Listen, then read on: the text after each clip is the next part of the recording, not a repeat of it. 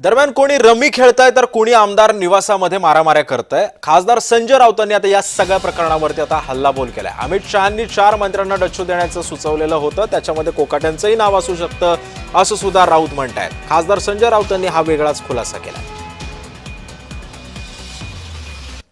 कोणी कोणाचे व्हिडिओ पैशाच्या पेट्यांबरोबर येतात, बॅगांबरोबर येतात, कोणी रमी खेळताय, कोणी आमदार निवासात मारामाऱ्या करताय, कोणी आमदार विधानभवनात मारामाऱ्या करतायत। ही महाराष्ट्राची परिस्थिती आहे।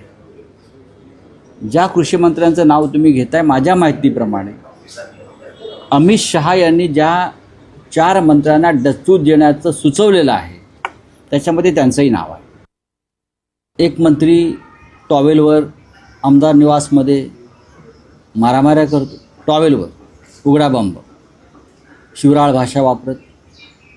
दुसरा मंत्री त्याच्या घरामध्ये सिगरेटचे झुरके मारत, बनियनवर, एक टॉवेलवर एक बनियनवर पैशाच्या भरलेला बागा दाखवतोय देशाला, महाराष्ट्राला, की आम्ही किती श्रीमंत आहोत, आम्ही कशी लुटमार केली आहे। एक मंत्र्याच्या जो ज्याच्याकडे गृह खात्याचा राज्यमंत्रीपदाचा कार्यभार आहे त्याच्या मालकीच्या बारमध्ये मुली नाचतात, डान्स बार आहे, पैसे उधळले जातात आणि हे मंत्री दुसऱ्यांच्या बारवर धाडी घालतात।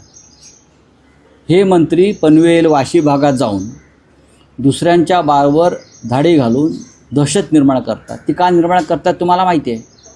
अशा प्रकारे दबाव आणून शेवटी काय केलं जातं, पण स्वतःच्या बारमध्ये काय चाललं आहे हे सरकारनं जुगाड केलं।